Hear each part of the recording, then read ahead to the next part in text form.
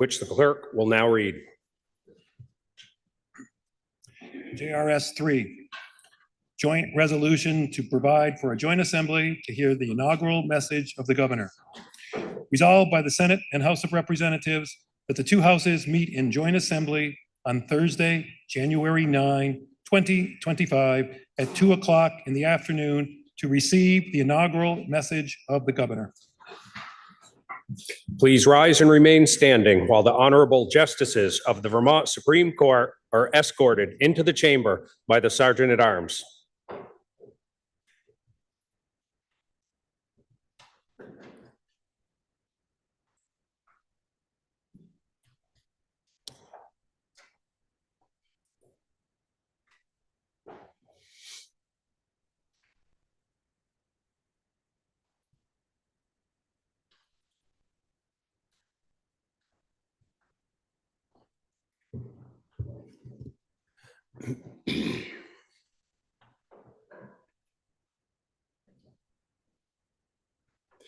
Please remain standing while Quebec's delegate to New England, Renee Sylvester, is escorted into the chamber by Major Casey Bell, Recruiting and Retention Battalion.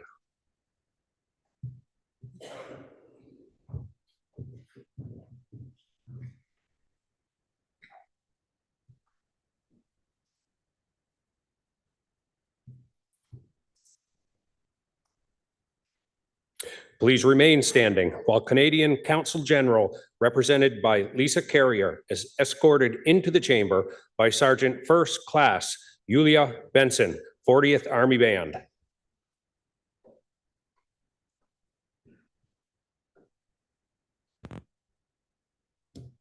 Please remain standing while Secretary of State-elect Sarah Copeland Hansis and John Hansis are escorted into the chamber by Senior Master Sergeant Darren Adams, 158th Fighter Wing.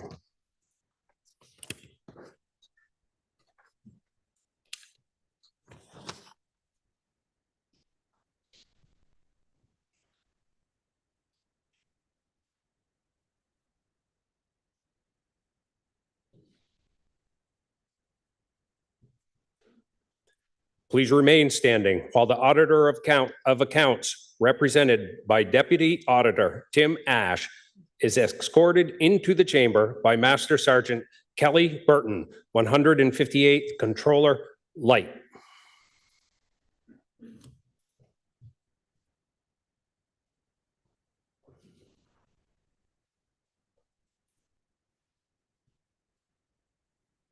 Please remain standing while Treasurer-elect Michael Pichek, Gavin Bowles, and Ashlyn Doyon are escorted into the chamber by Major John Hayward, 168th Brigade Support Battalion.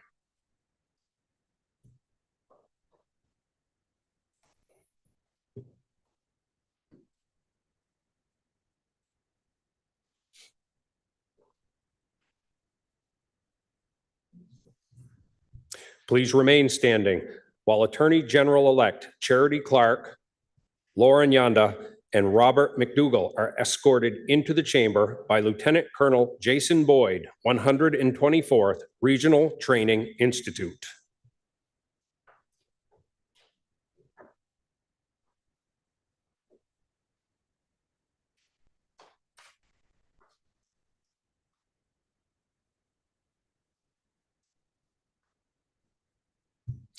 Please remain standing while former Governor Peter E. Shumlin and Katie Hunt are escorted into the chamber by Chief Master Sergeant Peter Noble, Joint Forces Headquarters, Vermont National Guard.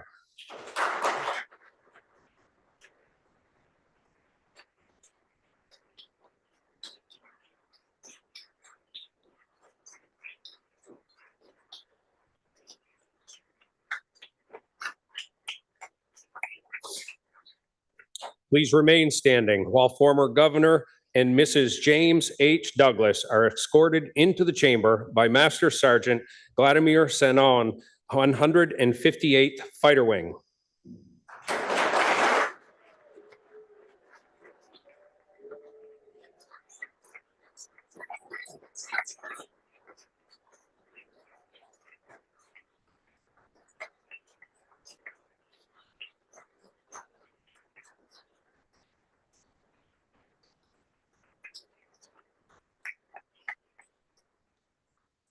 Please remain standing while former Governor Madeline M. Cunin and Mr. Robert Stafford are escorted into the chamber by Airman First Class Malachi Thompson, 158th Security Forces Squadron.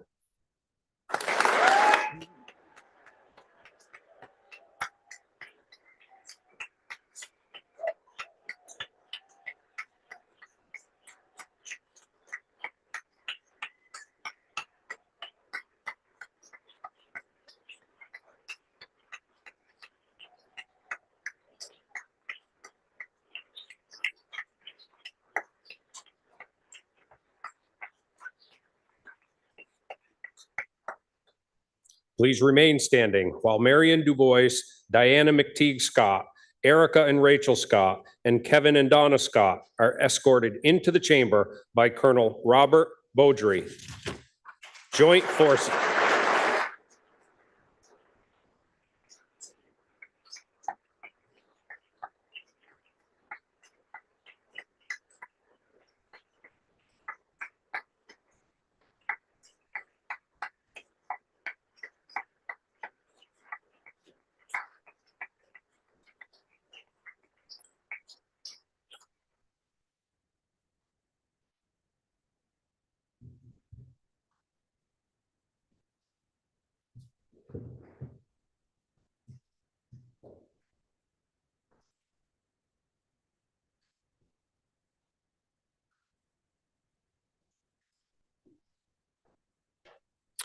The chair recognizes the senator from Chittenden Central District for the purpose of making a motion.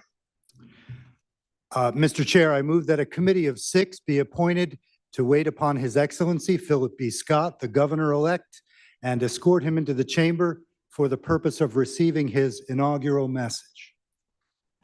The senator from Chittenden Central District has moved that a committee of 6 be appointed by the chair to wait upon His Excellency Philip B. Scott, the governor-elect, and escort him into the chamber for the purpose of receiving his inaugural message. Are you ready for the question? If so, all those in favor signify by saying aye. Aye. All those opposed signify by saying nay. The ayes have it, and the motion is carried. The chair appoints as members of this committee the senator from Chittenden Central District, Senator Baruth, the senator from Chittenden Southeast District, Senator Lyons, the senator from Caledonia District, Senator Beck, Representative Houghton, the member from Essex Junction, Representative McCoy, the member from Poultney, Representative Logan, the member from Burlington. Will the committee please assemble and perform the duties assigned to it? The General Assembly may be at ease.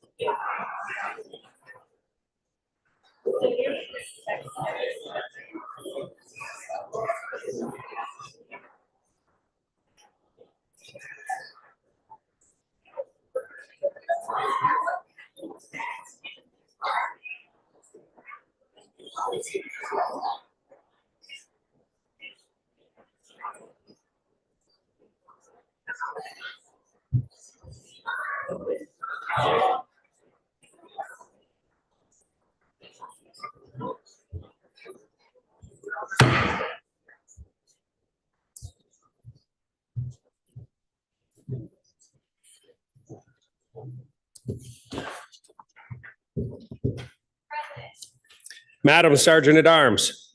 Will the members kindly rise?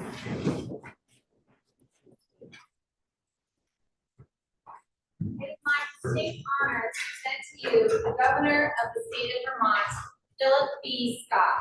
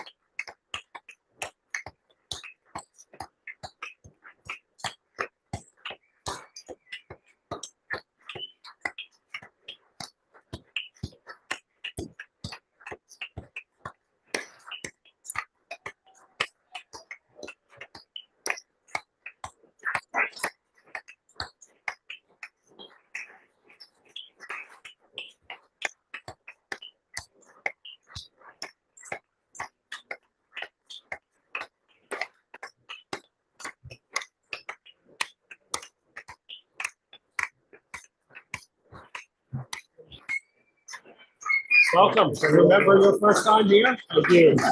I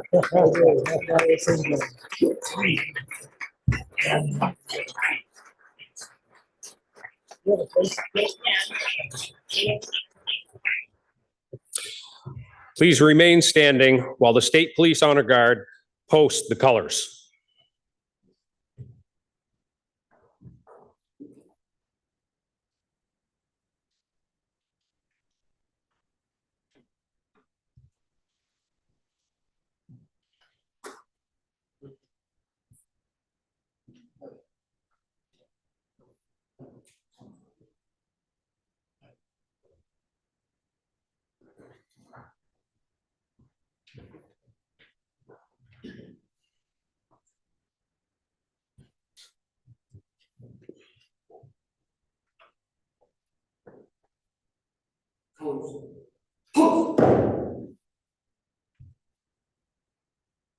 Reason. Oh.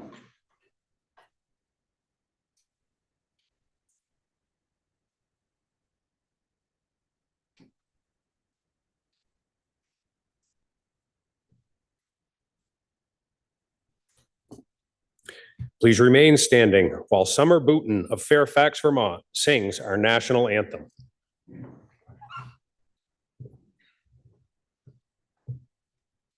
Oh, say, can you see by the dawn's early light what so proudly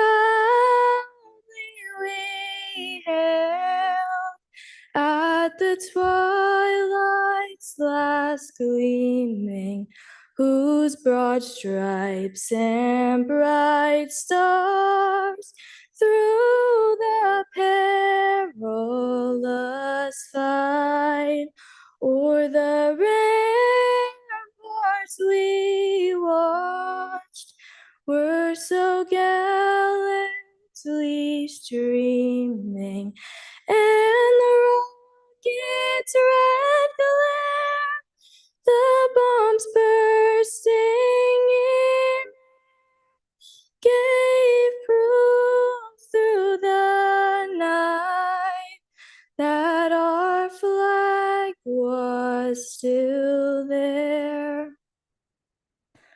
Oh, say, does that star-spangled banner yet wave o'er the land of the free and the home of the brave?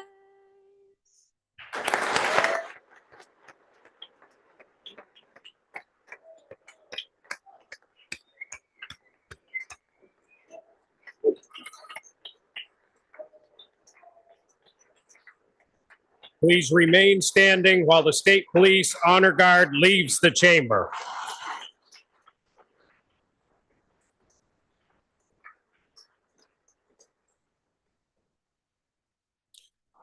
Representative Kevin Coach Christie will now sing America the Beautiful.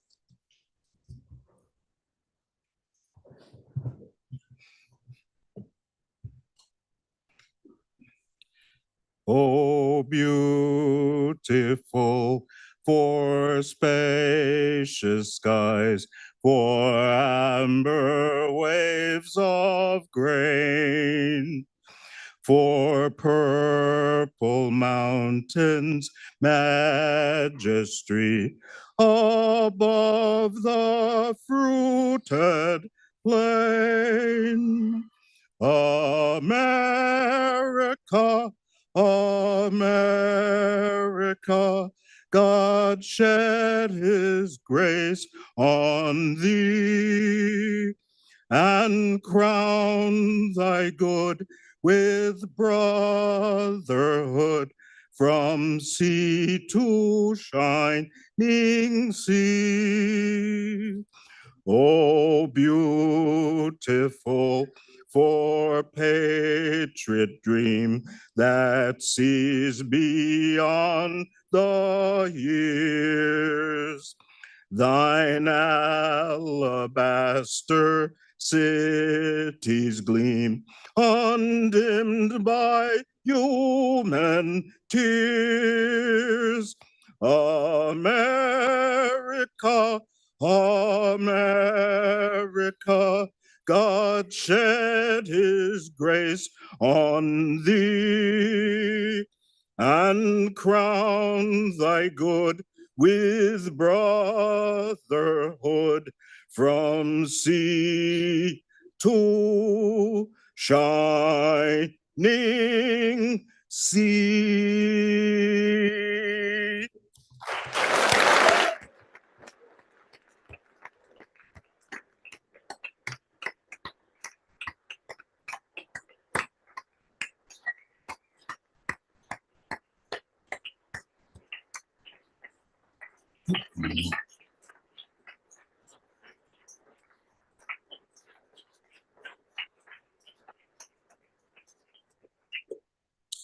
The invocation will be given by the Most Reverend Father Leopold J. Bilodeau, retired pastor, St. Monica's Church of Barre, Vermont.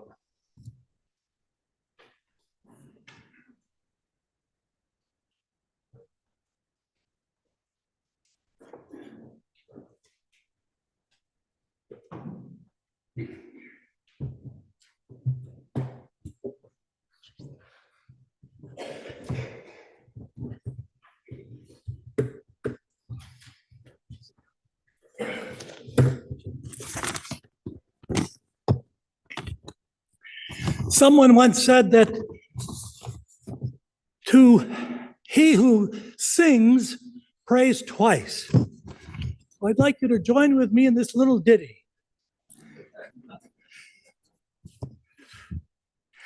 This is the day that the Lord has made, that the Lord has made.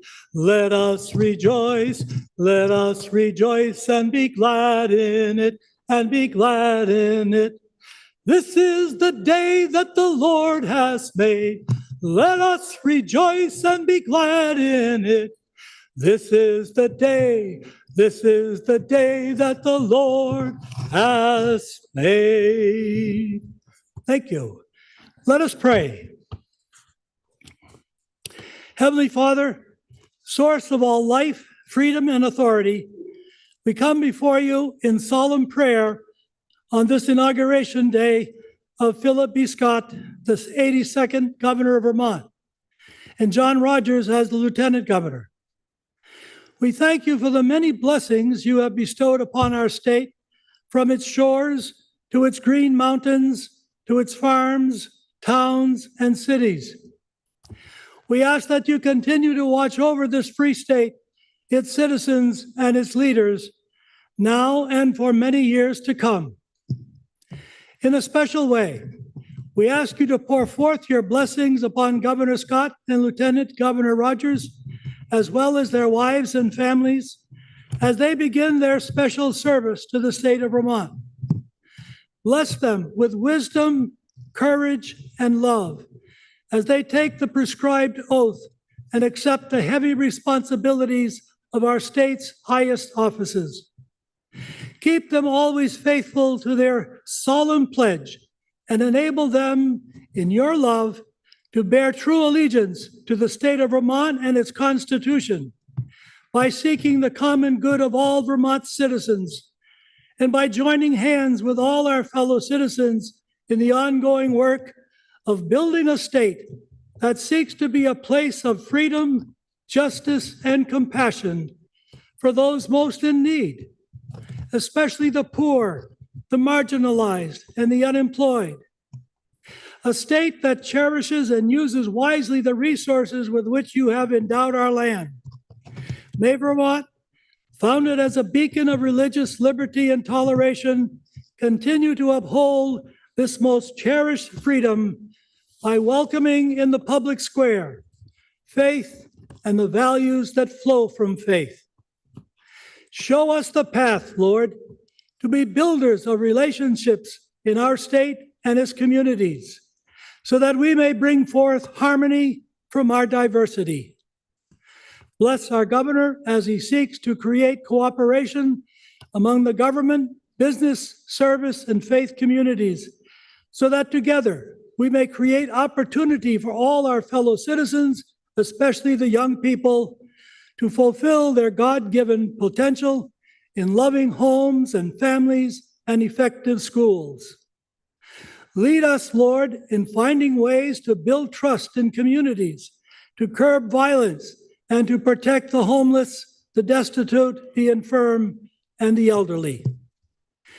Give our governor, our legislators, and all those in government service an ever greater measure of understanding as they address the difficult problems that we are facing all. Most of all, Lord, give us joy and give us hope that we may be preserved in the freedom and unity in that peace that the world cannot give.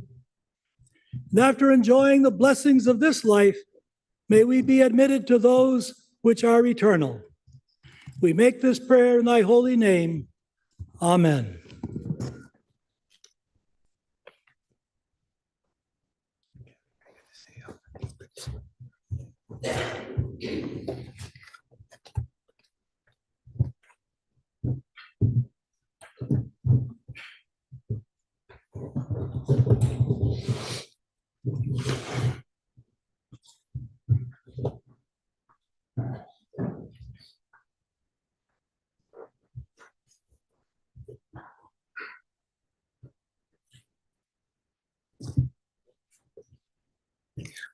The Chief Justice of the Vermont Supreme Court, the Honorable Paul L. Reiber, and the Governor's mom, Marion, will now come to the podium. The Chief Justice will now administer the oath of office to the Governor-elect.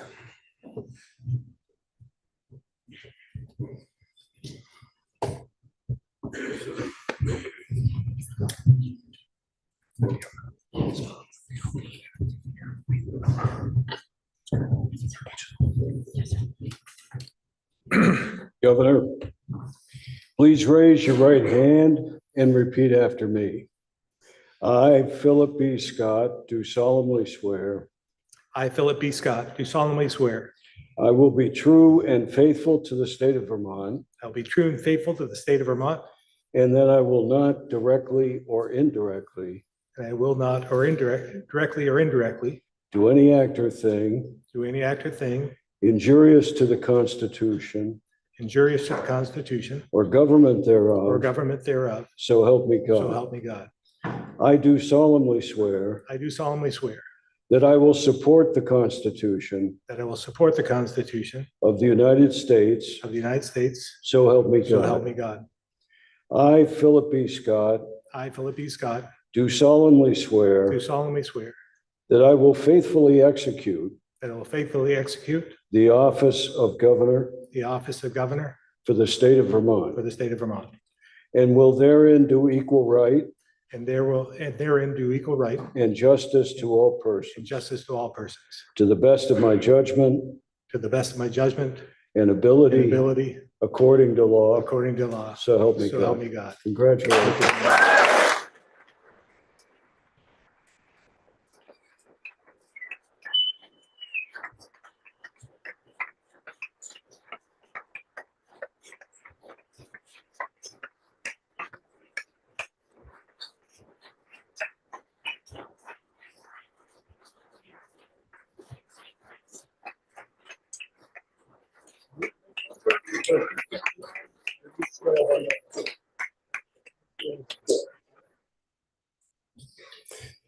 First, the oath of office will be administered to Michael Pichek.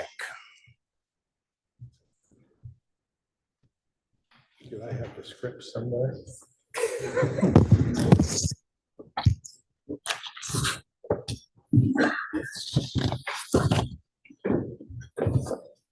Raise your right hand and repeat after me.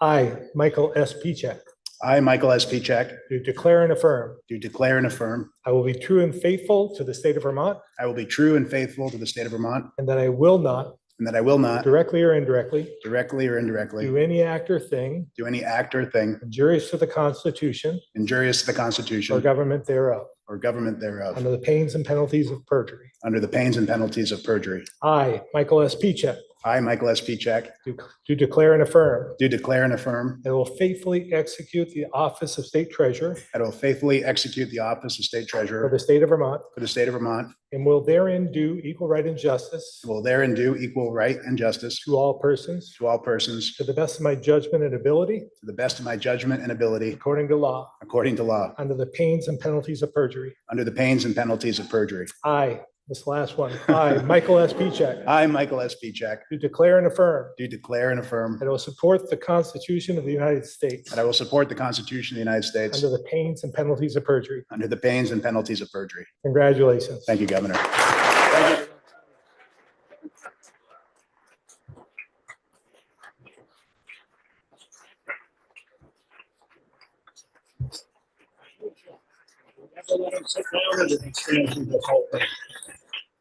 I was not going to sit there.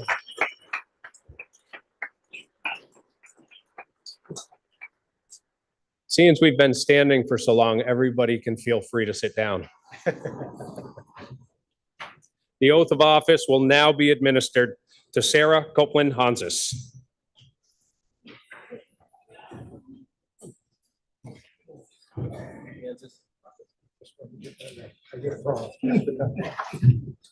I know.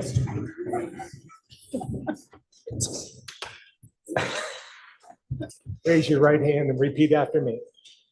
I, Sarah Copeland, Kansas, I, Sarah Copeland Hansis, do solemnly swear do solemnly that swear I will be true and faithful that I will be true and faithful to the state of Vermont, to the state of Vermont, and that I will not, and that I will not, directly or indirectly, directly or do indirectly, any act or thing do any act or thing injurious to the Constitution injurious to the or Constitution government thereof. or government thereof. So help me God. So help me God. I, Sarah Copeland Kansas, I, Sarah Copeland Hansis, do solemnly swear do solemnly swear that I will faithfully execute that I will faithfully execute the office of Secretary of State the office of Secretary of State for the state of Vermont, for the state of Vermont, and will therein do equal right and justice and will therein do equal right and justice to all persons, to all persons, to the best of my judgment and ability, to the best of my judgment and ability, according to law. according to law. So help me God. So help me God.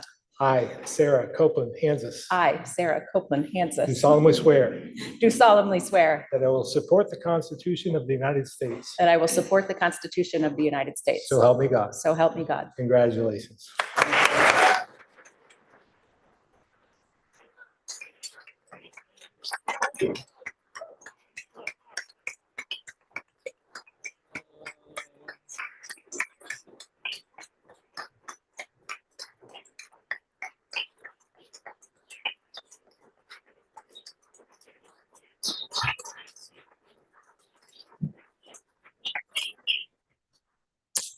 The oath of office will now be administered to Charity Clark.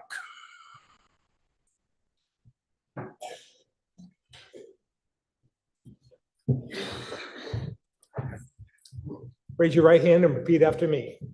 I, Charity R. Clark, I, Charity R. Clark, do solemnly swear do solemnly swear I will be true and faithful to the state of Vermont, I will be true and faithful to the state of Vermont, and that I will not, and that I will not, directly or indirectly, directly or indirectly, do any act or thing do any act or thing injurious to the Constitution injurious to the or Constitution government or thereof. government thereof. So help me God. So help me God. I, Charity R. Clark, I, Charity R. Clark, do solemnly swear do solemnly swear that I will faithfully execute the office that I will faithfully execute the office of Attorney General for the state of Vermont, of Attorney General for the state of Vermont, and will therein do equal right and justice and will therein do equal right and justice to all persons, to all persons, to the best of my judgment and ability, to the best of my judgment and ability, according to law. according to So law. help me So God. help me God. I, Charity R. Clark, I, Charity R. Clark, do solemnly do swear solemnly swear that I will support the Constitution of the United States. that I will support the Constitution of the United States. So help me God. So help me God. Congratulations. Thank you, Governor.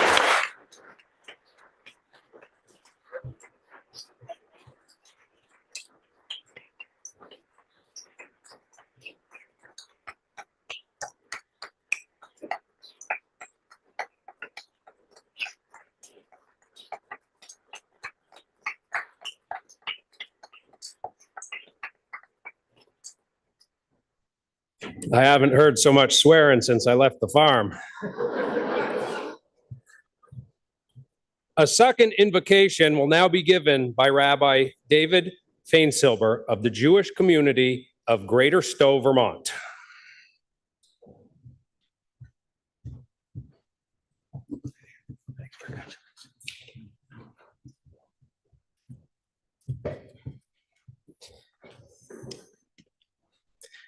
Coming together in the midst of winter's chill, help us, God of life, to feel the warmth among us, gathering by the civic hearth as we wish Mazel Tov from the Hebrew good luck to Governor Scott, the statewide officers, and the legislators in their positions serving Vermonters.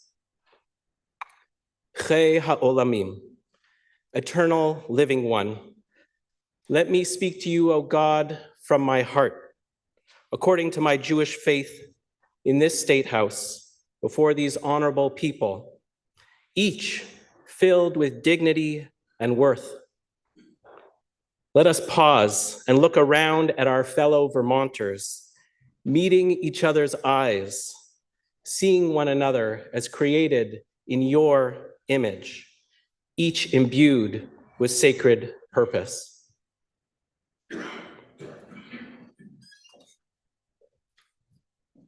As I consider my words before these elected officials, I keep thinking about some conversations with folks in Vermont, each of them also created in your image, conversations that are keeping me up at night and that call me to action. In recalling each person, I invite our elected officials and our fellow Vermonters to please join me in offering our prayers and commitment to them. Like the dear friend and colleague, a brilliant working mother, a community leader who told me of her employment uncertainty, who is living without a proper kitchen, and whose landlord neglects ongoing issues in her family's home. Or the wonderful mother, an incredible artist, who has recently attempted suicide, in part because she is anxious about losing her current housing. Or the couple who are both transgender, good neighborly people, wise people, who live afraid for their lives in the current climate. Or that family with young kids I spoke to after losing their home due to flooding, concerned it could happen again. And the seniors I pastor, who contributed to their families and this country, who are suffering from isolation. And the boy among too many, targeted with anti-Semitism in one of our local schools, and the teen who is dealing with racism, or the many I speak to about their struggles with mental health. Or that conversation that still plagues me with the father who was sleeping in the car with his family through the Vermont winter, still trying to get his kids to school on time. God of the orphan, the widow, the stranger, the most vulnerable among us, you filled each one of us with a spark of life that cannot be extinguished. Each of us with intrinsic worth and vast potential. Each of us with many identities and a unique purpose to offer. Each person I shared about is created B'Tselem Elohim, in your divine image. I know this because each one is utterly incredible and inspiring. How despite challenges, each contributes to their communities with their uniqueness. Imagine how much more each person could offer of themselves if they weren't struggling to survive. What a gift to their families, Vermont, and the world if they had the support to thrive to their fullest potential. As we say in our weekly prayers in our congregation, "O God, bless our diverse inhabitants equally in the light of your presence, that we might build a society based upon compassion, justice, and opportunity for all." Compassionate God, may Governor Scott and all these lawmakers and their families lead lives of meaning and value, affirming each day the sacred purpose in their governing. Help our lawmakers to know the power in their words and deeds. Imbue them with dignity, that they might help to build a society that affirms the worth and potential of all. One conversation, one deed, and one legislation at a time. Guide them to see their fellow citizens and all those who dwell here as neighbors and friends, cultivating circles of care so everyone feels supported. Lead them into their communities to ask what keeps Vermonters up at night, actively seeking the voices of the voiceless. And joining Vermonters together as one sacred, diverse tapestry, may you, our political leaders, in relationship with community leaders and all those you serve, model a cooperative way forward for our painfully fractured country and for our broken yet beautiful world. Across Vermont and beyond, may we all come to know, as the great Reverend Dr. Martin Luther King Jr. said, we are caught in an inescapable network of mutuality, tied in a single garment of destiny. Whatever affects one directly affects all indirectly. Thank you for this humbling opportunity to stand before you. I appreciate each of you and your service to others. And so let me end with a traditional prayer to God upon new and renewed commitments at this inaugural ceremony and for this next term, and gratitude for our already abundant blessings. So if you know the Shehechianu blessing in the Hebrew, please join in, followed by the English. Baruch atah Adonai, Eloheinu melech haolam, Shehechianu v'kiyemanu v'higianu lazman hazeh. Amen. Blessed are you, breath of life, guide of the universe, who brings us life and sustains our every breath, and who has brought us to this auspicious, sacred moment. Let us say, Amen.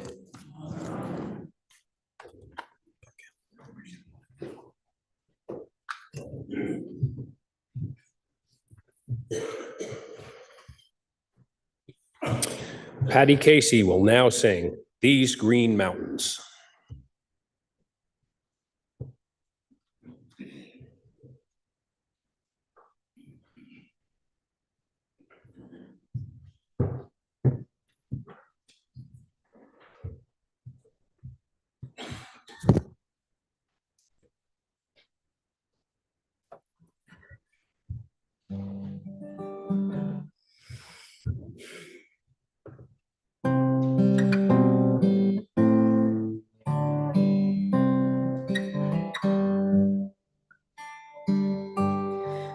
These green hills and silver waters are my home.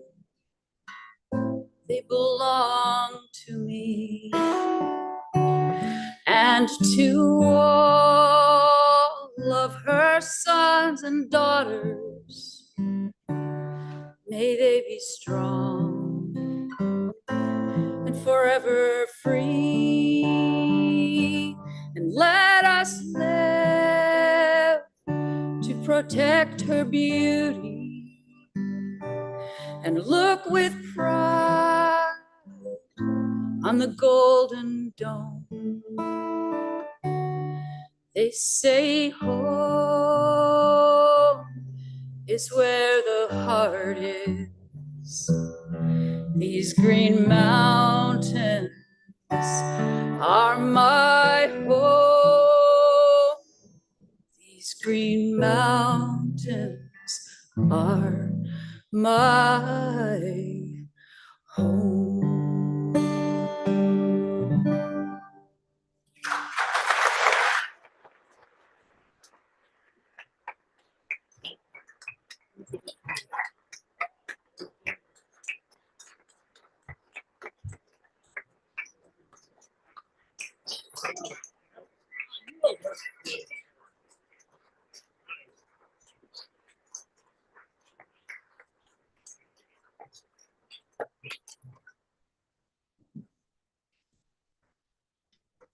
It is now my distinct honor to present to you the Governor of the State of Vermont, the Honorable Philip B. Scott.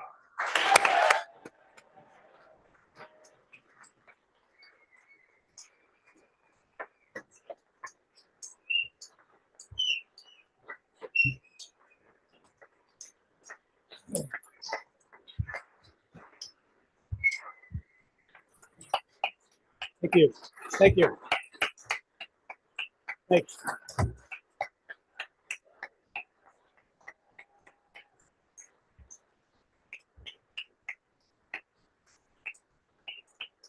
Please.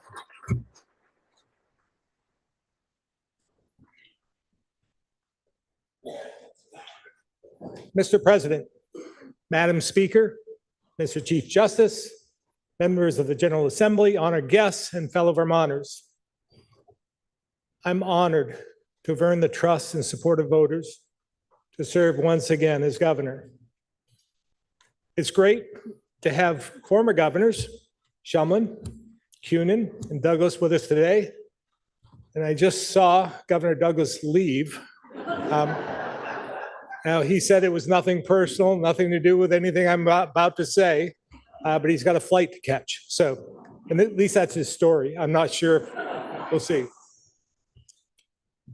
I want to thank my wife, Diana, my daughters, Erica and Rachel, my mom, and my family and friends for their continued understanding of the day-to-day challenges and demands of this job. And that goes for your families as well. Public service is rewarding, but consuming, with a lot of time spent away from home. This session, when our work gets difficult and the days grow longer, which they will, let's remember the hundreds of men and women in our National Guard who are away from their families and far from home. A large number of them were deployed this past week. In fact, last night, I met with a group that was leaving and assured them we would do our very best to take care of their families while they focused on their mission. We're joined today by General Knight and other members of the Guard, so I'd like to ask them and anyone here who has served in the military to rise and be recognized.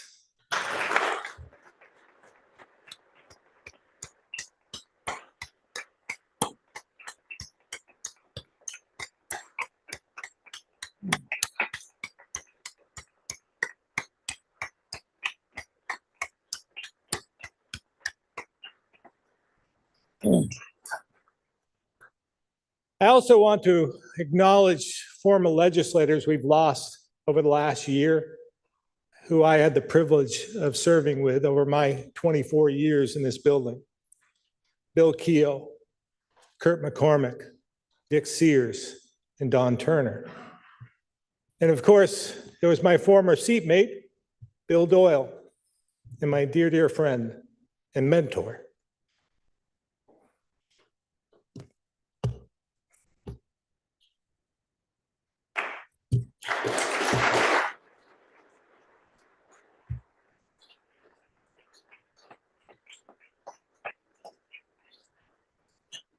Dick Mazza, all respected and greatly missed. Between Senators Doyle and Mazza, they served 90 years in this legislature. One a Republican, the other a Democrat. But they had something in common. It had nothing to do with power or the influence earned in the hallways of the State House. They were both successful because their constituents back home trusted them to do the right thing and not fall into the trap of red versus blue, trusted them to put the people they represented first. See, they understood from the start that their job was to bring the perspective of their communities to the State House, not the other way around. They knew it wasn't legislators in this building who elected and re-elected them over those 90 years. So they worked for their constituents, their neighbors, and the folks who turned to them for help. When you think about it, that's really what being a legislator is all about. That's the job.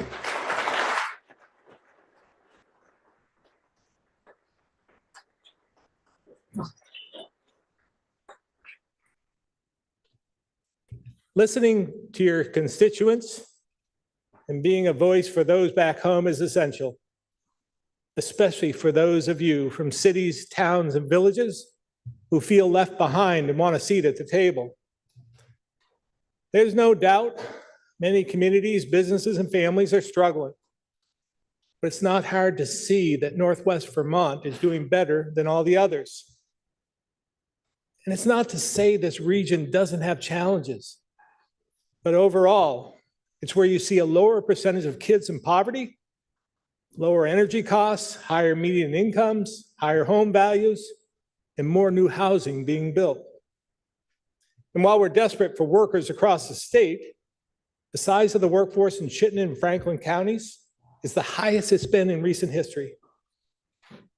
But as the rest of the state struggles to catch up, they carry the same burden of increasing taxes and fees and navigate the same complicated mandates and regulations. And regardless of how well-intentioned these policies are, they're expensive and require resources that places like Burlington, Shelburne, and Wilson may have, but small towns like Chelsea, Lunenburg, Peacham, Plainfield, and even Rutland, Newport, or Brattleboro do not. Too many bills are passed without considering the impact on these communities. Let me read a vote explanation from former Essex Caledonia Representative Terry Lynn Williams, which she gave last year in tears. She said, "Don't come up to me today and ask me how I am. The answer is, I'm sick, and I'm afraid, and I'm defeated, and angry, and sad. There you have it. Don't ask, because you have no idea or don't care what you're doing to my county and the other 70% of Vermont." Now, you may not agree with what she said, but we can't ignore how she feels. And she's not alone. 2 years ago, I shared the story of a somewhat angry guy from Essex County, and that's not you, Senator Ingalls. He confronted me while I was up in the Northeast Kingdom saying, "We're crushing him," and that Montpelier couldn't care less about what they did to folks like him in places like Island Pond. Now, I realize many of you go back home and face constituents with these same concerns and challenges, where your workforce and student enrollment has been declining for years, or your select board doesn't have the time or resources to apply for complicated grants, or your school board is struggling and your community needs jobs and a better economy. So if any of this resonates with you, here's something to think about. There are 17 senators and 83 House members who represent these left behind communities, which means if you ignore party labels, you actually have the majority here. So let's work together to pass bills that fix the problems that matter most to your constituents and set aside the ones that don't. Let's put our communities above all else, reset the playing field so it's fair and benefits all of Vermont.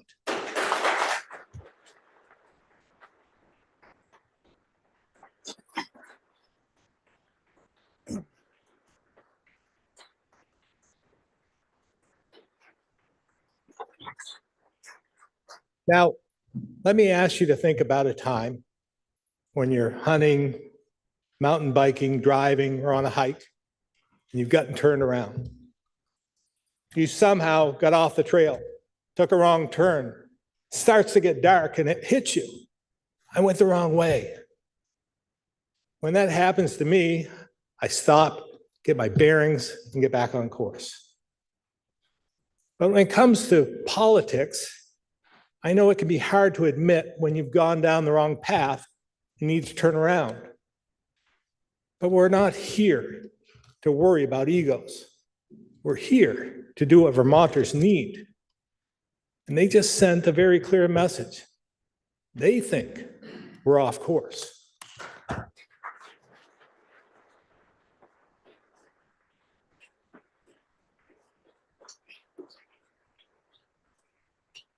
For my first 6 years as governor, we built budgets that funded our needs, made new investments, and stabilized the state's finances, all without asking Vermonters for more. This common sense approach led to historic surpluses, so we can invest in the initiatives we cared about without raising taxes.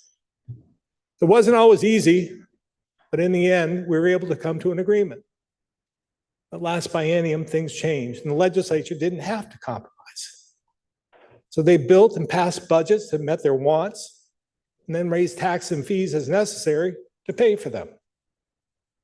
In response, Vermonters told us loudly and clearly, they expect us to get back on course, to spend within their means, and above all else, make Vermont more affordable for them.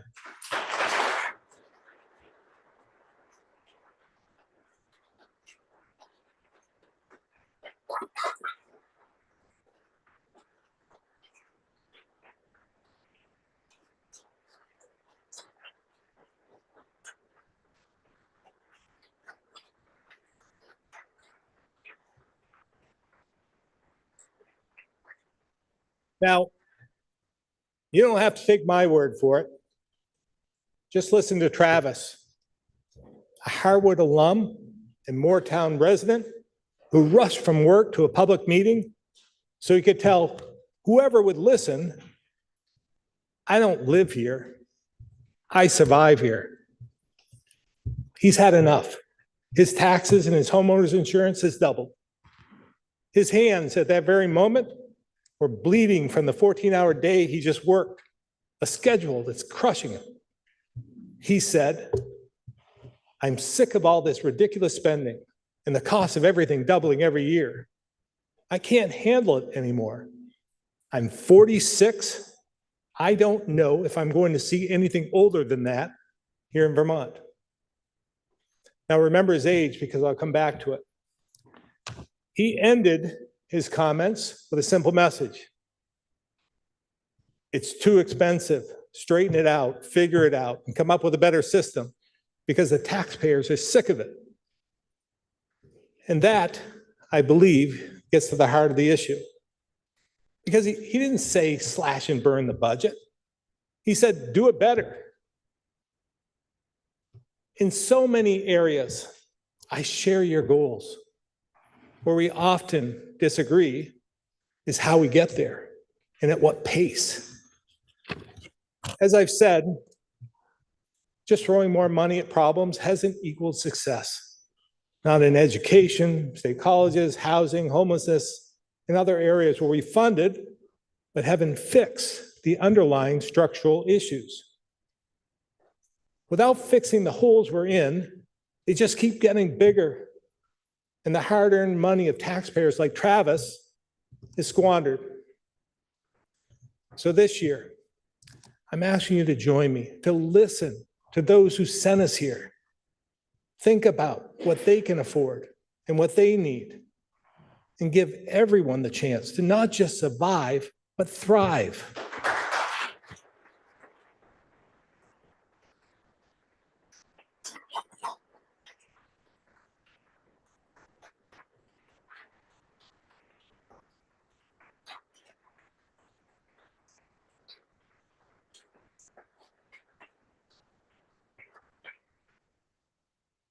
There's no doubt the root cause of our challenges is demographics, especially the size of our working class and number of students, which has been shrinking for decades.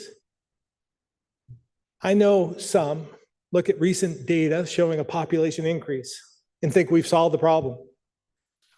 Well, while it's good news, looking at total population doesn't tell the whole story. What does are the numbers 14, 28, and 48. According to the Joint Fiscal Office, from 2010 to 2022 alone, we had 14,000 fewer Vermonters under the age of 18, 28,000 fewer age 40 to 54, which is prime working age, Travis's age, and 48,000 more over the age of 65. And here's why this matters. Because it means fewer kids in our schools, but we're still paying for the system built for tens of thousands more students. It leads to fewer high school graduates, which means less enrolling in our state colleges or replacing retirees in the workforce. It means fewer in the trades to build the infrastructure and housing we need. Fewer to work at childcare centers and healthcare offices, fewer volunteering for your local fire department, fewer joining your police force, fewer teachers and bus drivers, and fewer to take care of loved ones in our long-term care facilities. It also means fewer workers generating state revenue, and no one to fill the jobs employers need to survive or grow. All of it means less revenue for services to support the 48,000 more seniors we have, and less to fund a safety net for the most vulnerable. With fewer to pay for the growing burden of taxes and fees, education, utilities, and healthcare, Vermont becomes less and less affordable for those still here. And as competition for a limited workforce pushes wages up, everything is getting more expensive.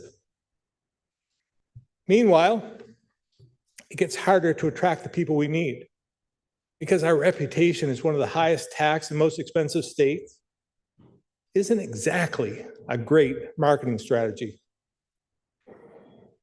It's clear you cannot separate affordability and demographics. So both need to be at the center of all we do. As I say all the time, we need more taxpayers, not more taxes.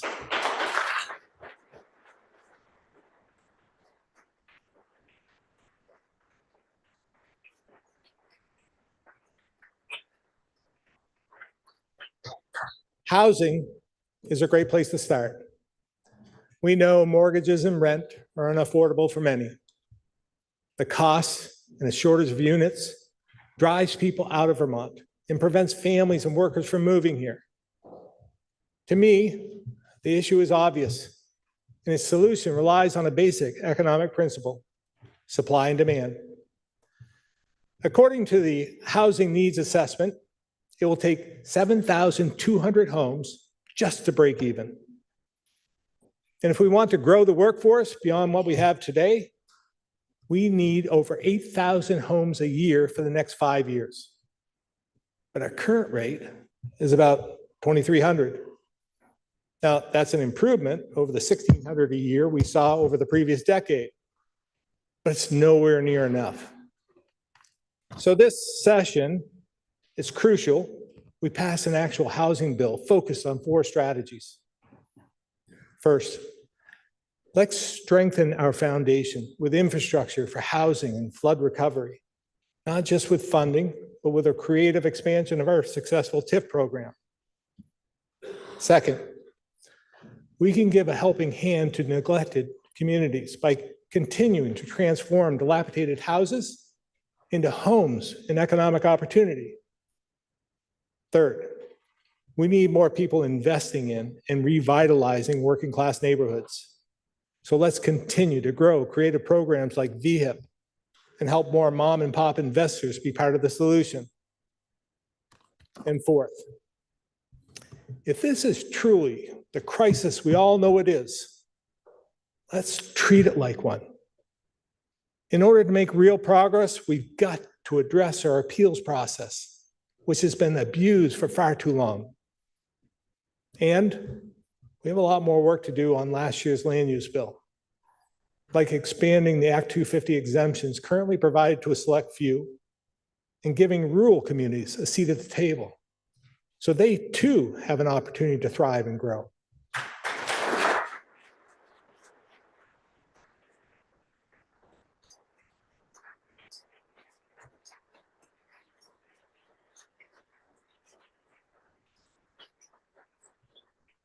As one national housing expert recently put it, it's long past time to legalize housing.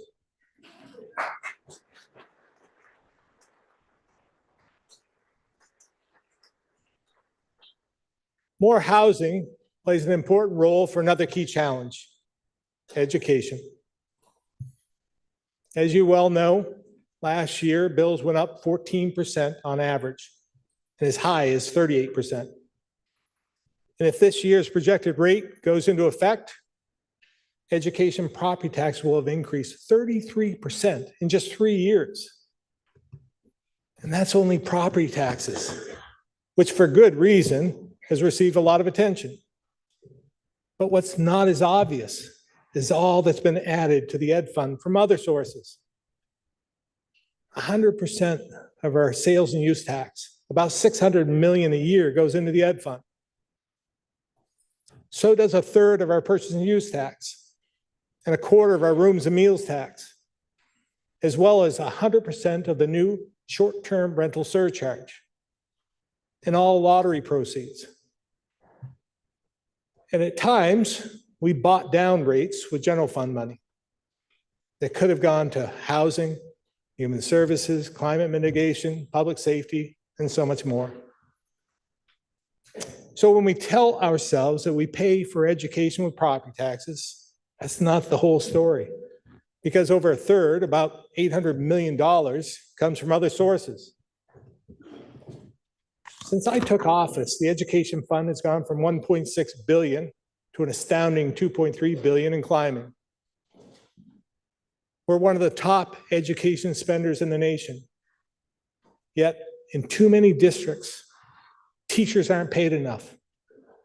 Administrators are tied up in bureaucracy. Schools have too much empty space, and many are in disrepair. And most importantly, our kids aren't seeing the best outcomes. With what we're spending, we should not be in the middle of the pack on any educational scorecard.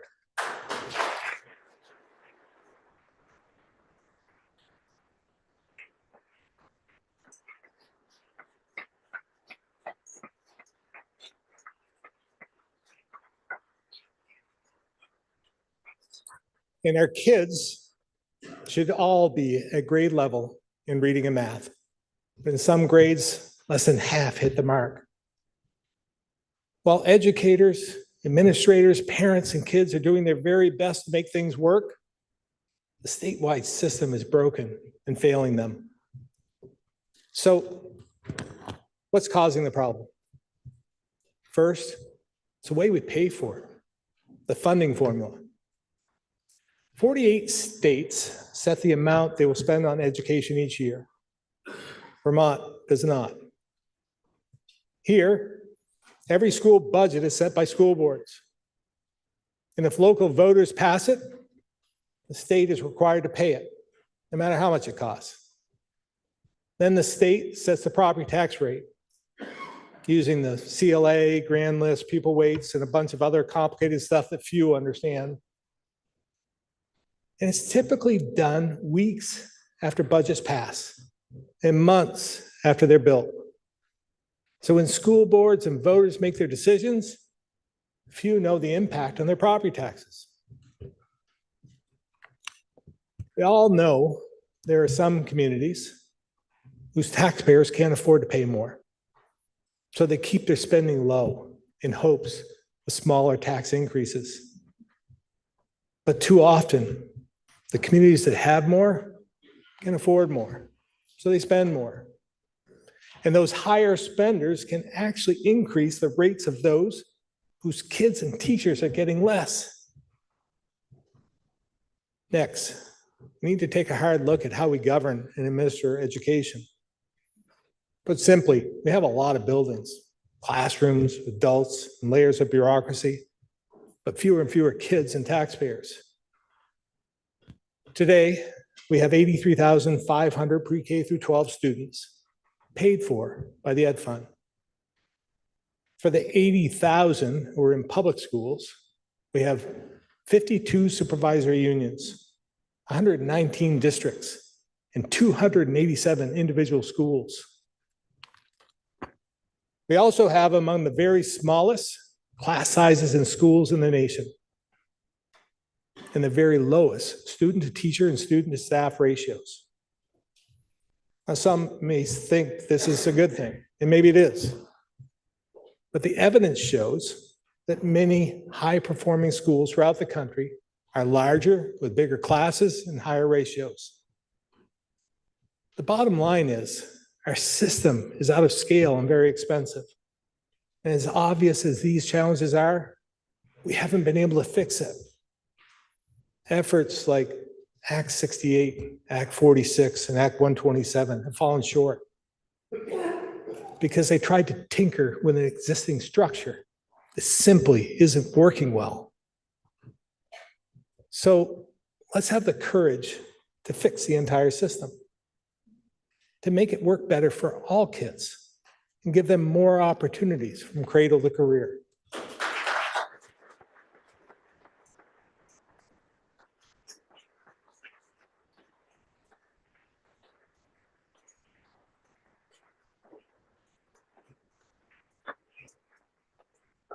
With my budget in 2 weeks, we'll share our full proposal to improve the quality, equity, and sustainability of the pre-K through 12 system in Vermont. With those three principles and the mandate voters gave us in November, we'll propose a multi-year plan to transform education. First, it will include an entirely new student-centered funding formula to provide more and better opportunities for kids and get costs under control. Second, we'll propose a new, simpler governance structure so we can deliver better and more equal education across communities. Third, we'll provide school boards and administrators with support and guardrails to reduce cost pressures. Finally, we know Vermonters can't afford to pay more. So if school boards contain spending growth to the projected level, my budget will lower the impact of this year's increase with a goal to eliminate it.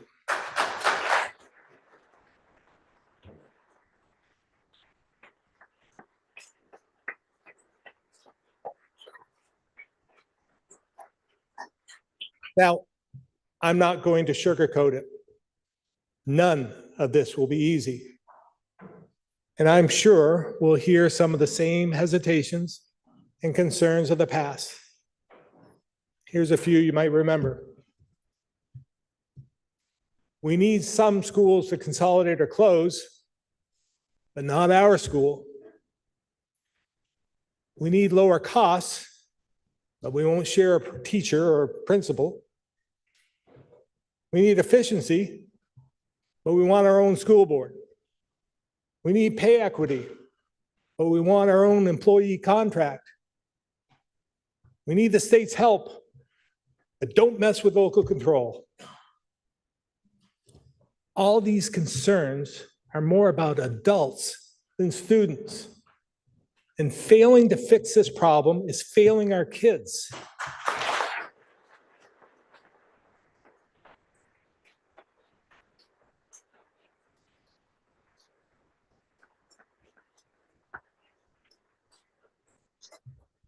So let's be bold. Let's be the ones who make the difficult decisions to move towards the real change the system needs and our kids deserve. For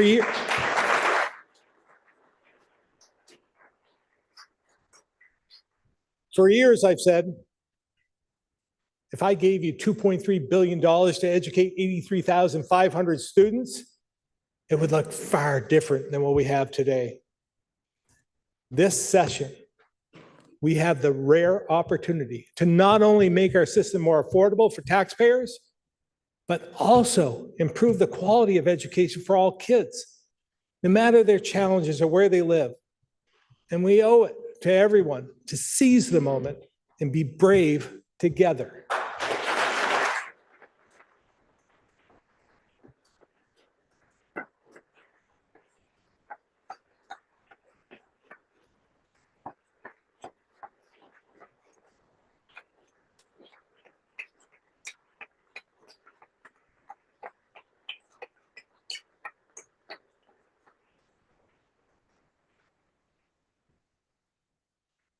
There are no silver bullets, no simple solutions to any of this.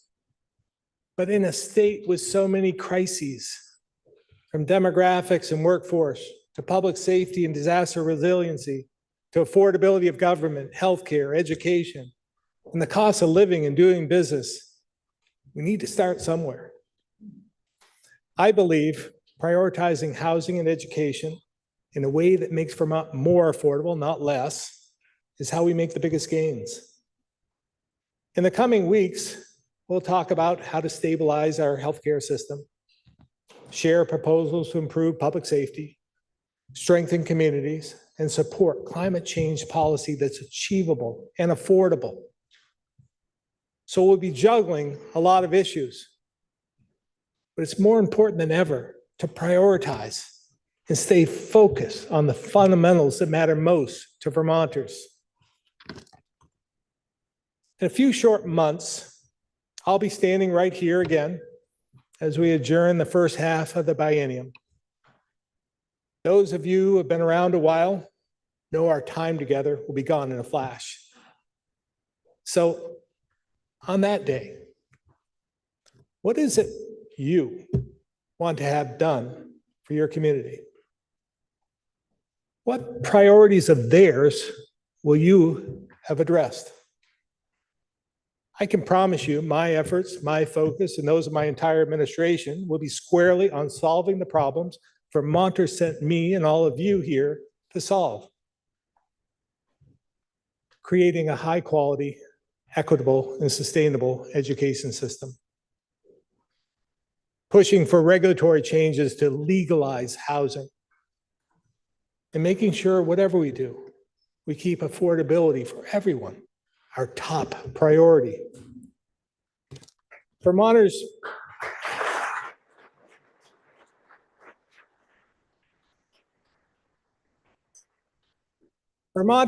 asked us very clearly to separate our wants from our needs and to fix, not just fund, issues that have a major impact on their lives. Now, I know this is your process, and I know what's taken up this session, and whether we make progress on these issues or not is in your hands. So I'm asking each of you to think about what Vermonters will say about our work at the end of the session, to use the time between now and adjournment wisely, to prioritize the issues and perspectives of your constituents, and make sure the concerns of your communities are heard.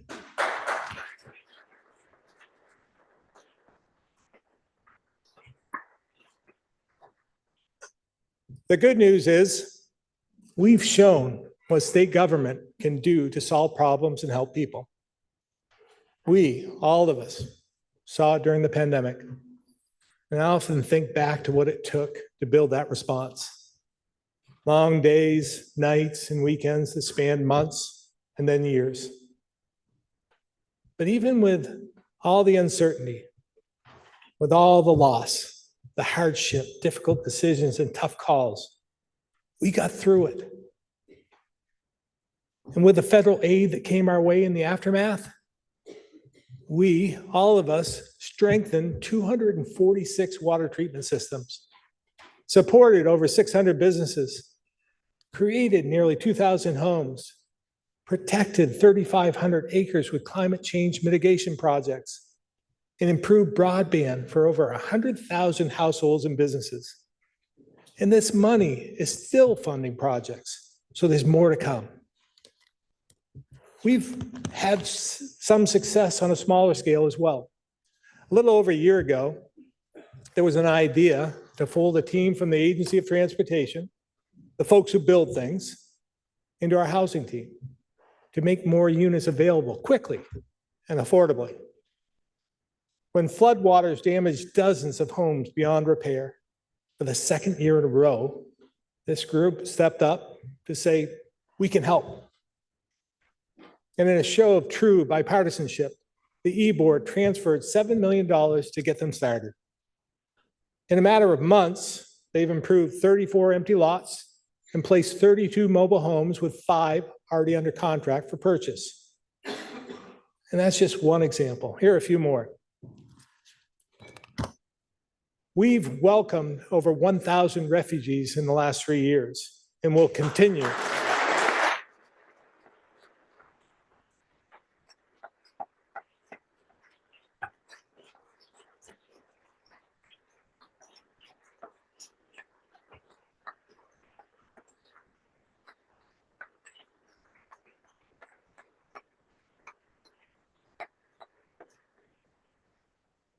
And we're going to continue to do our part. While we're not claiming victory, overdose and suicide deaths are trending downward. So are highway fatalities and crashes. Since October of 21, state funding for brownfields has cleaned up 42 contaminated sites, making way for over 700 new homes, adding economic value for communities after years of being an eyesore.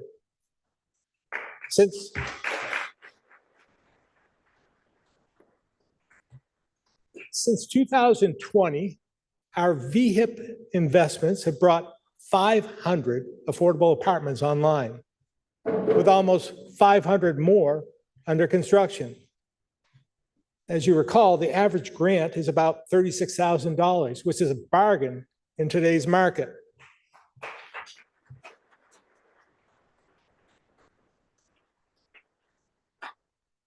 State parks welcomed over 1 million visitors this year, one of our best years ever, despite the flooding. VOREC, the Vermont Outdoor Recreation Collaborative, is paying off, contributing $2.1 billion to our economy in 2023. This puts us second in the nation after Hawaii.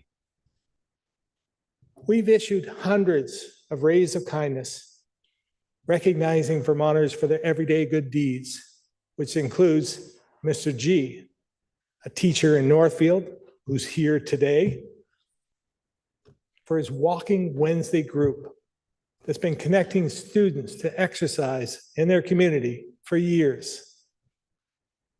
To better serve Vermonters, we've started the long overdue process of modernizing our 55-year-old unemployment IT infrastructure.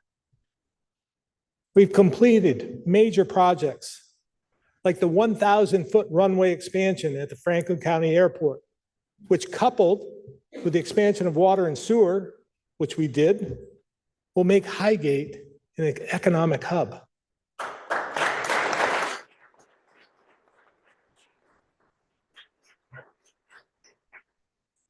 We brought train service from Burlington to New York City after 2 decades of waiting.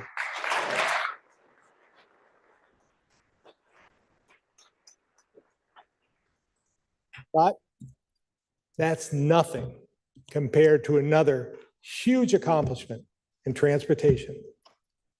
Because this year, we had just one truck stuck in Smuggler's Notch.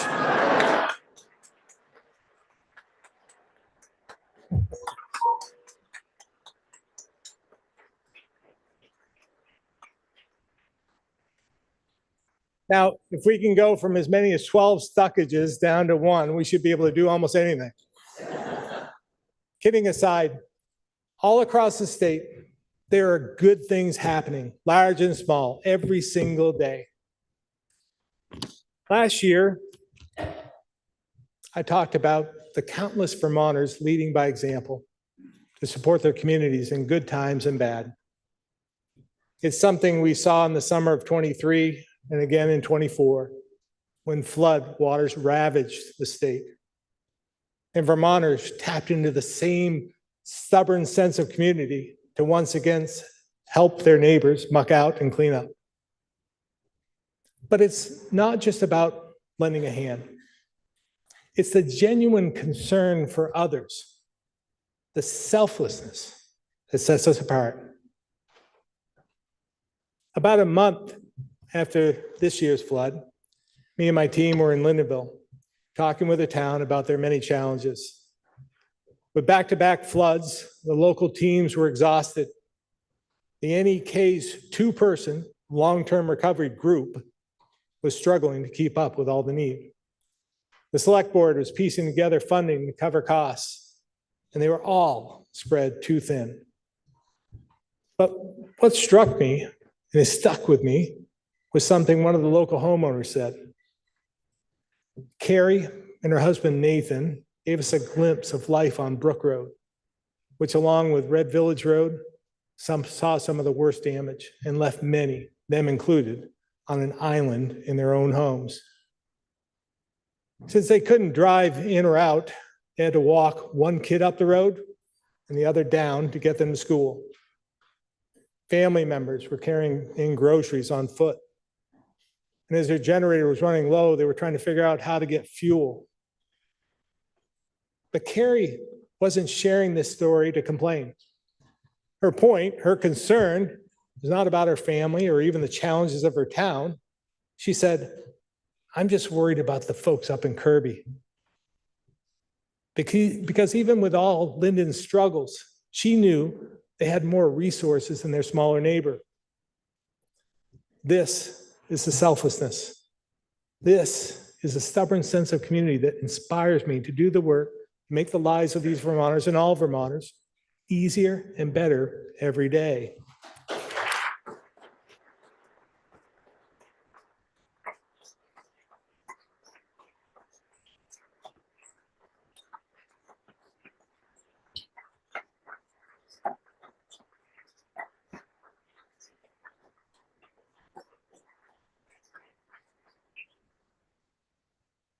My friends, whether it's putting the needs of your neighbors ahead of your own significant challenges, leaving your family for months to protect democracy around the world, or being a trusted and honest voice for your community over decades, the examples are there for us.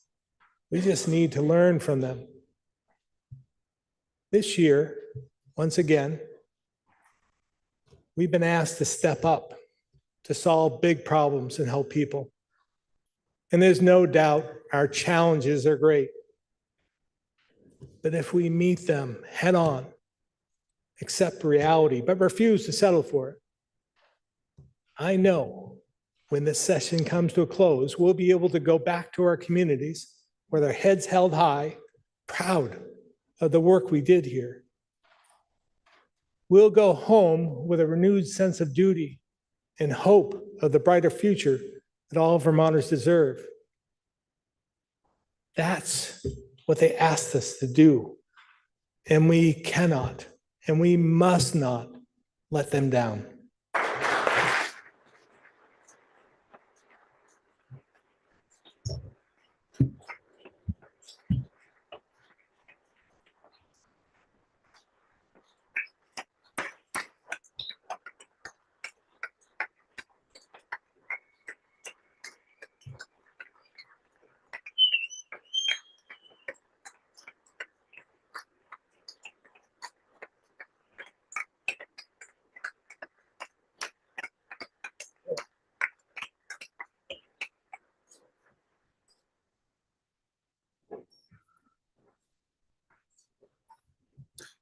The benediction will be given by the Reverend Robert A. Potter, Senior Minister, Peacham Congregational Church.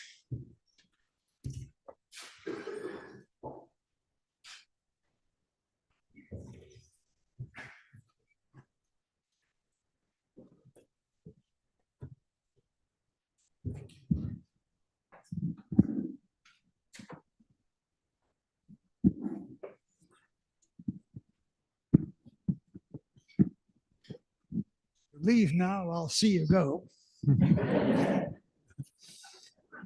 Ministers are sometimes accused of talking down to their congregation. Truly, we are here on the same level, except for the guys behind us. I asked Scott Peck one day, why does he want to be a senator instead of a representative? And he said, I want to sit up there in one of those big red chairs.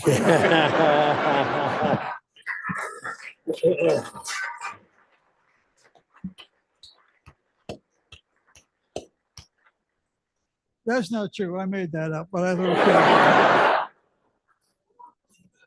thought Jimmy Carter would have us be truthful above all things today. I had an awful fall yesterday, and my back and legs are, yeah. But my doctor said, sit up, don't shut up, and keep talking. And I wanted to be here just as all of you do because of our love and respect for the governor and indeed for what we're trying to do, you do together.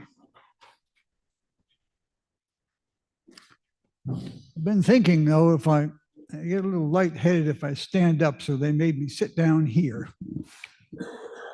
instead of going to the podium. But the great benefit of being down here, even though I can't believe I'd ever turn my back on the governor, is that if I faint before I get through this, I'll fall into the governor's mother's arms.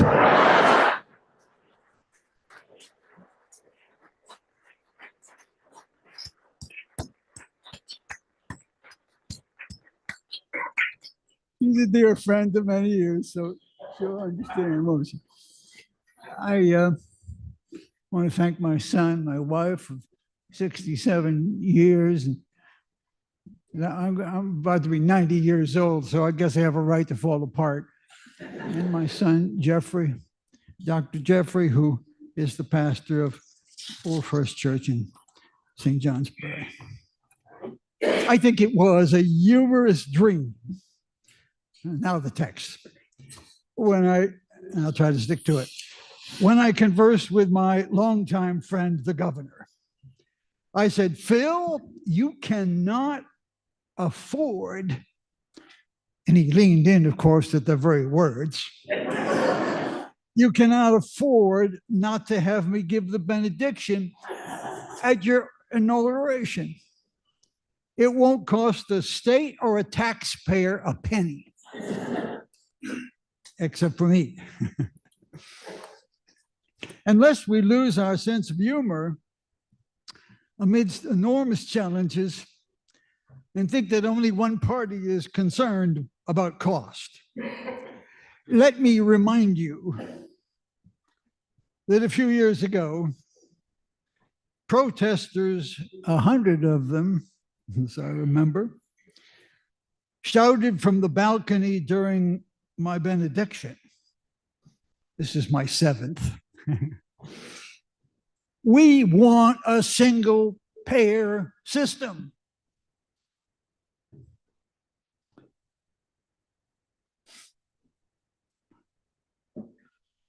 And the governor at the time was a Democrat.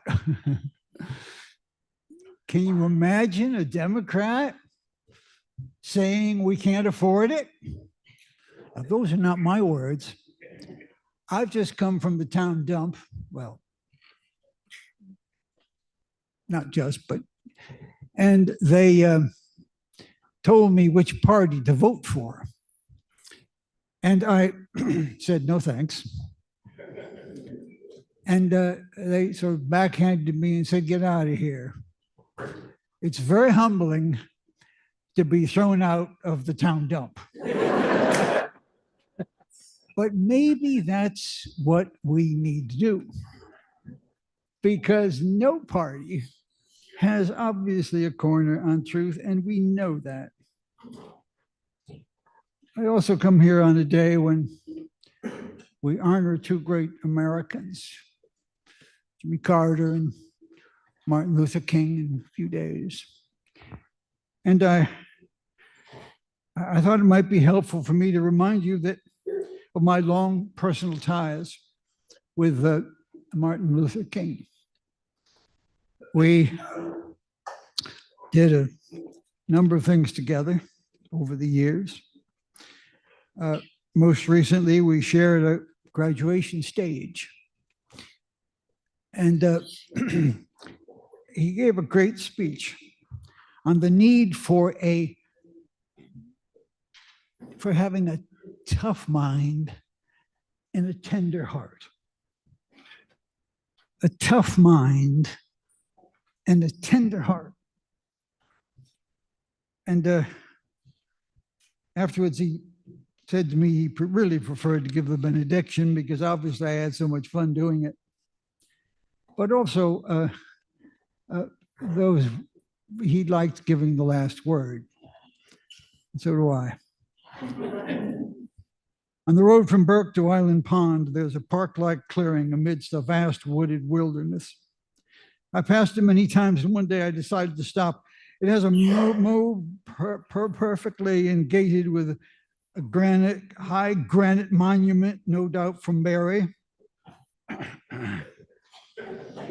topped by a large plaque which says, on this site in the year 1857, absolutely nothing happened.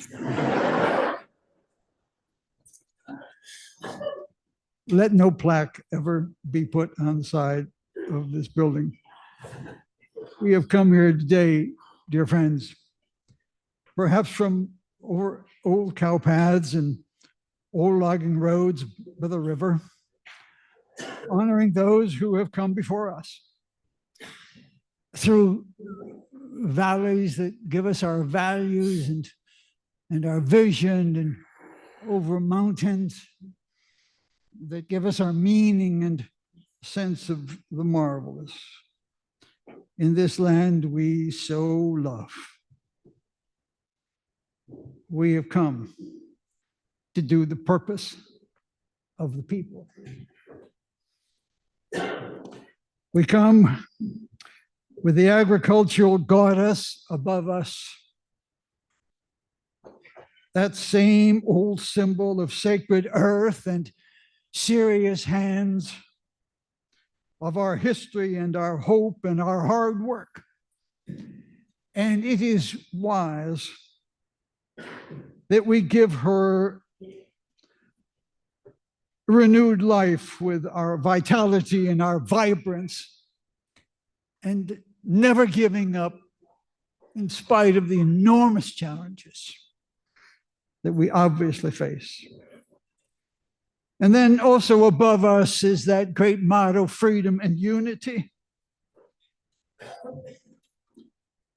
reminding us to hold fast to what lasts among the highest values ever revealed. to humankind. In a wild, weary, yet wonderful world, somewhat fearful of freedom in a disunited United States, we come today, don't we, to pledge to our people to serve the common good with uncommon greatness. We can do that because we're Vermonters. We know how. But as Martin Luther King said in that speech, you just gotta do it. Finally, we're going home. Way up in the land of Canaan, Vermont, near where I recently served the Church of the Great North Woods, I found a mountain called Monadnock, Indian for a mountain that stands alone. Mountain that stands alone. Magnificent for a mountain, but not for you and me. In Phil's first inaugural address, he told us that his father died when he was 11.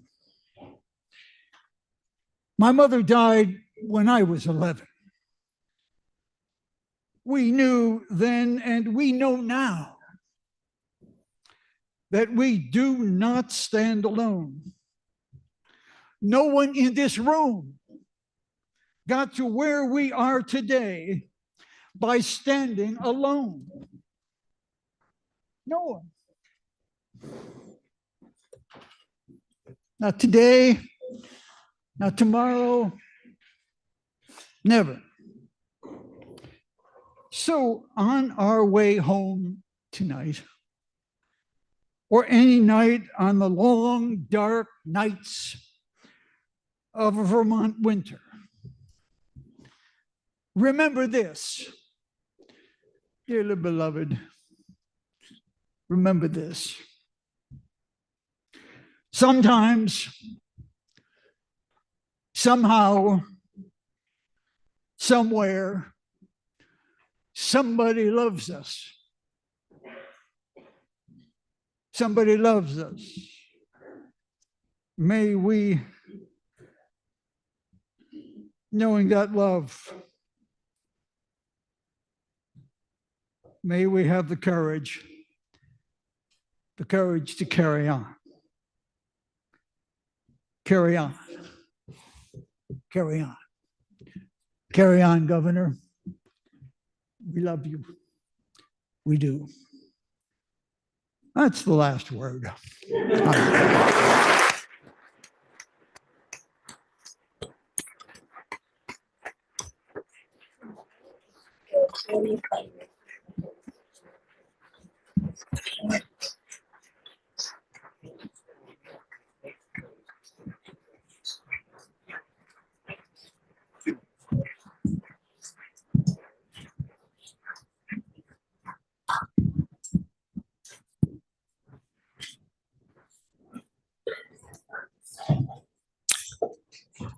Sorry, I'm a little slow to the draw. Will the joint assembly please remain standing? And will the committee please reassemble and escort the governor from the chamber?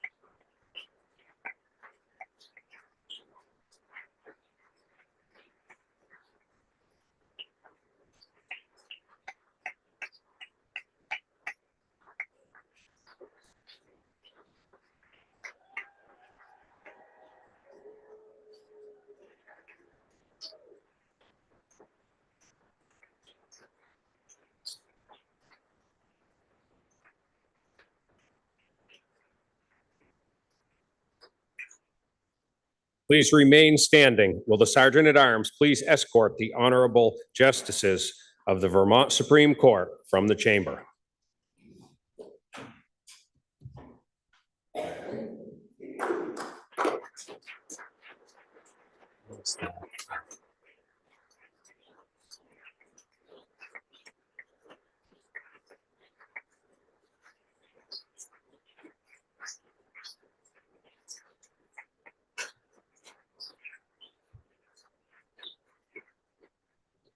Please remain standing while the family of the Governor Scott is escorted from the chamber.